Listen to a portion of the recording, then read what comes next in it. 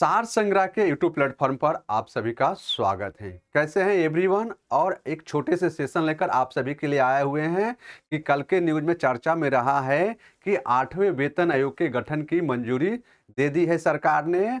और प्रधानमंत्री की अध्यक्षता में कल बैठक आयोजित किया गया था और इसी बैठक में यह 8वें वेतन आयोग के गठन की मंजूरी दे दिया गया है। इससे क्या होगा कि केंद्रीय जो कर्मचारी हैं उनके बल्ले बल्ले होने वाला है, क्योंकि जो उनकी सैलरी है तो उनके सैलरी में इंक्रीजमेंट किया जाएगा। और जब भी पे कमीशन लागू किया जाता है उस समय तो केंद्रीय कर्मचारियों की भत्ता में तो वृद्धि होती ही है। तो प्यारे बच्चों, ये टॉपिक में है कि 8वें वेतन आयोग के गठन किया गया है। ठीक है बच्चों, तो यह न्यूज आपको शॉर्ट है परंतु यह विस्तृत रूप से जानकारी हमारे द्वारा प्रदान किया जाएगा। तो बात करते हैं यह चर्चा में क्यों है। ठीक है, तो 16 जनवरी को केंद्र सरकार ने 8वें वेतन आयोग के गठन को मंजूरी दिया हुआ है। कौन से वेतन आयोग के बच्चों? तो 8वें वेतन आयोग के गठन की मंजूरी दिया गया है। और यह केंद्रीय और सूचना प्रसारण मंत्री अश्वनी वैष्णव के द्वारा यह वेतन आयोग के गठन के बारे में घोषणा किया गया है। इससे पहले 7वें वेतन आयोग को लागू किया गया है। 7वें वेतन आयोग को लागू किया जा चुका है और यह 8वें वेतन आयोग लागू किया गया है। और अभी तक के इतिहास में कुल अभी 7 लागू हो चुका है और 8वें वेतन आयोग की सिफारिश के लिए गठन किया गया है। तो यह इंक्रीजमेंट से संबंधित है जो आपके लिए बहुत ही जरूरी नॉलेज है और इससे क्वेश्चन पूछा जाता है। तो अब बात करते हैं क्या है वेतन आयोग। ठीक है, तो वेतन आयोग क्या है? तो भारत सरकार के यह एक वेतन आयोग की स्थापना किया गया है और यह एक केंद्रीय सरकारी संगठन है जो कर्मचारियों के सैलरी और उसके बदलाव की सिफारिश करता है। यह कैसी है आयोग? तो केंद्र सरकार के कर्मचारियों की सैलरी और उसके वेतन और भत्ते के परिवर्तन के बारे में यह सिफारिश करता है। वहीं हम बात करें तो वेतन आयोग के गठन के बारे में, तो भारत में पहला वेतन आयोग कब गठित किया गया था? अगर आपसे पूछा जाए तो भारत में पहला वेतन आयोग 1947 ईस्वी में लागू किया गया था और उसी समय से यह प्रत्येक 10 वर्षों पर, कितने वर्षों पर बच्चों? तो यह प्रत्येक 10 वर्षों पर इस वेतन आयोग को लागू किया जाता है। तो इससे पहले यह कब लागू किया गया था बच्चों? तो इससे पहले 2016 ईस्वी में 1 जनवरी 2016 ईस्वी में वेतन आयोग लागू किया गया था। और यह उस समय प्रधानमंत्री कौन थे? तो उस समय भारतीय प्रधानमंत्री नरेंद्र मोदी थे। परंतु इसके किसके शासन में इसकी घोषणा किया गया था? तो डॉक्टर मनमोहन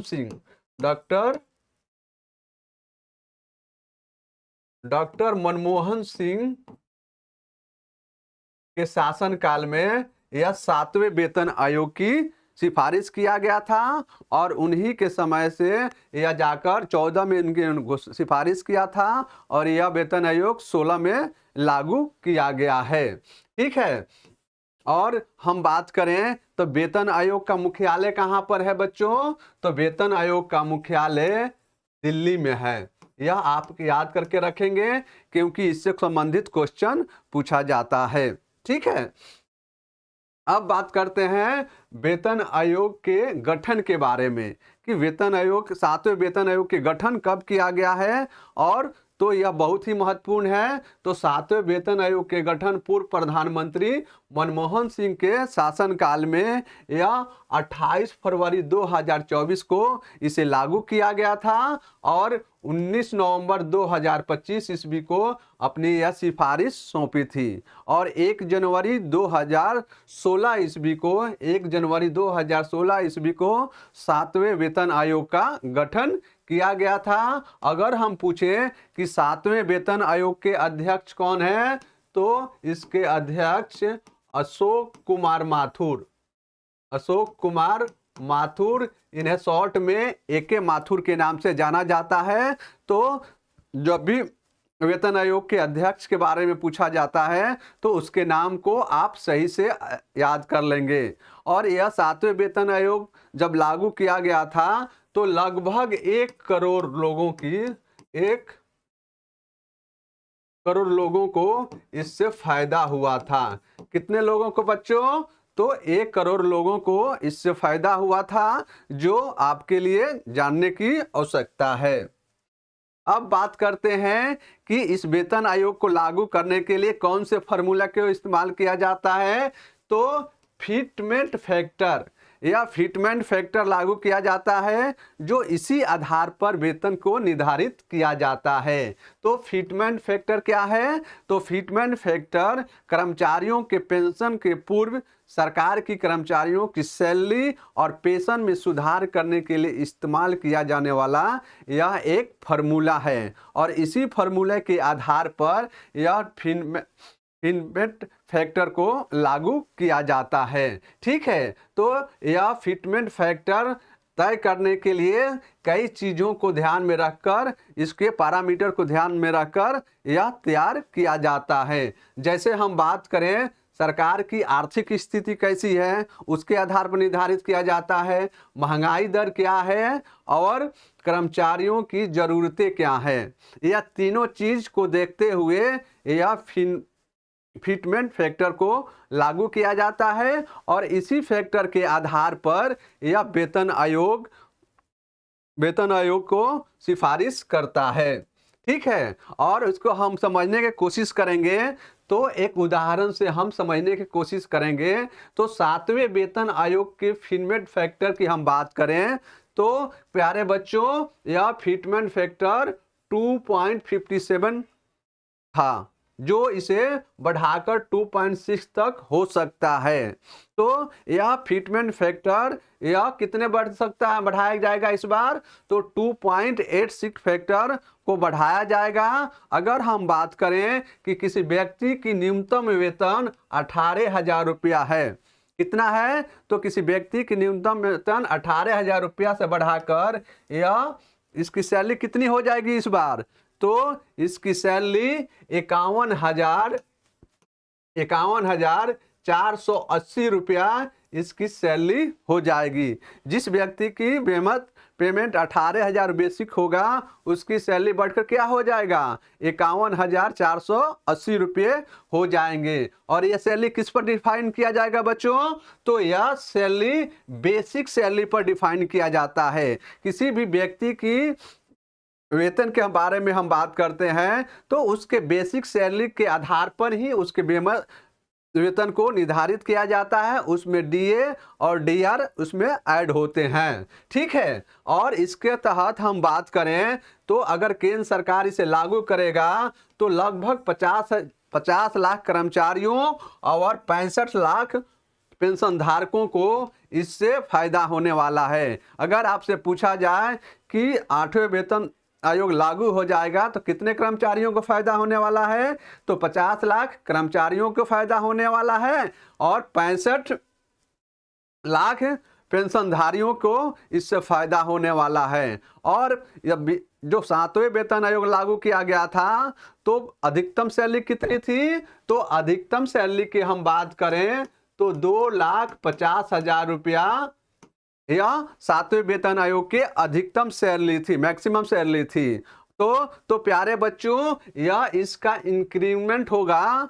तो अगर यह 2.86 से यह बढ़ेगा तो यह लगभग 4,50,000 से अधिक सैलरी हो जाएगी।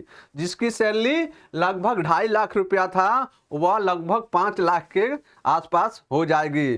तो वह जिस कर्मचारी अभी कार्य कर रहे हैं तो उनकी सैलरी दोगुना होने की चांसेज इस बार की वेतन आयोग को लागू होने से बढ़ सकता है। ठीक है, और वहीं हम बात करें पेंशन के बारे में तो पेंशन क्या होता है? तो यह 2.5 लाख का वेतन हो गया और पेंशन इसकी आधा हो जाता है, यानी 1,25,000 रुपया या पेंशन के रूप में आपको मिलेगा।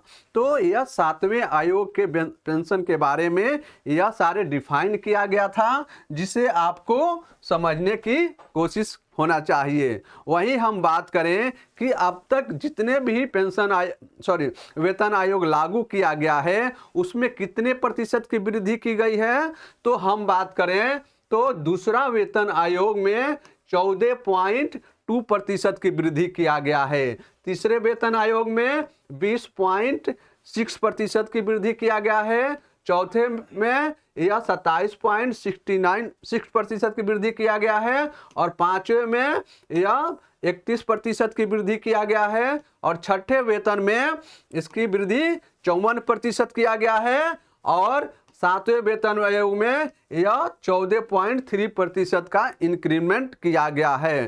तो इससे एक अनुमान लगाया जा सकता है कि जब जब वेतन आयोग लागू किया गया है उस समय में कुछ ना कुछ प्रतिशत की वृद्धि जरूर हुई है और यह सरकार डिसाइड करेगा कि कितना % हम इंक्रीमेंट कर रहे हैं। तो यह इस आधार पर अब तक भारत में कितने वेतन आयोग लागू हो गया है बच्चों, तो आपको यह 7 वेतन आयोग के बारे में आपको जानकारी रखना होगा। अगर यह 8वां लागू हो जाता है तो कुल संख्या इनकी कितनी हो जाएगी, तो इनकी कुल संख्या 8 हो जाएगी, जो आपको जानने की आवश्यकता है।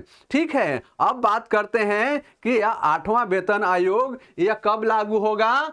तो प्यारे बच्चों, 8वां वेतन आयोग को लागू करने की सिफारिश 1 जनवरी 2026 में भारतीय प्रधानमंत्री के द्वारा किया गया है और 7वें वेतन आयोग की सिफारिश 2016 में लागू किया गया था और यह 31 दिसंबर 2025 को यह खत्म होगा और जैसे ही यह खत्म होगा उसके आधार पर यह 8वें वेतन आयोग को लागू किया जाएगा। और यह आपको हम बता दें कि जब भी वेतन आयोग की गठन की सिफारिश किया जाता है तो उसके अध्यक्ष और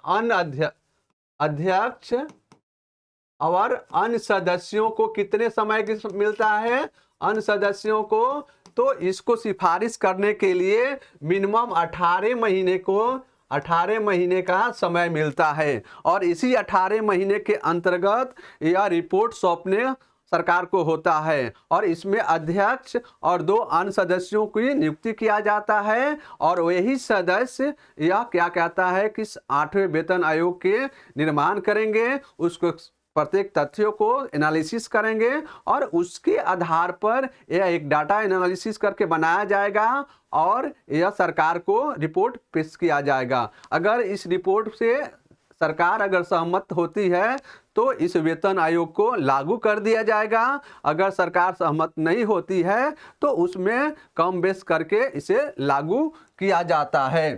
तो प्यारे बच्चों, वही हम बात करते हैं तो पहला वेतन आयोग कब लागू किया गया था, तो पहला वेतन आयोग की सिफारिश 1986 ईस्वी में किया गया था। 1986 ईस्वी में इसका किया गया था, परंतु इसे कब लागू किया गया है, तो मई 1947 ईस्वी में इस भारत सरकार के अंतरिम सरकार को यह रिपोर्ट सौंपा गया था और उसी रिपोर्ट को यह लागू किया गया था। और उस समय प्रथम आयोग के अध्यक्ष किसे बनाया गया था बच्चों, तो प्रथम आयोग का अध्यक्ष श्रीनिवास वरदाचारी को इसको प्रथम आयोग का अध्यक्ष बनाया गया था।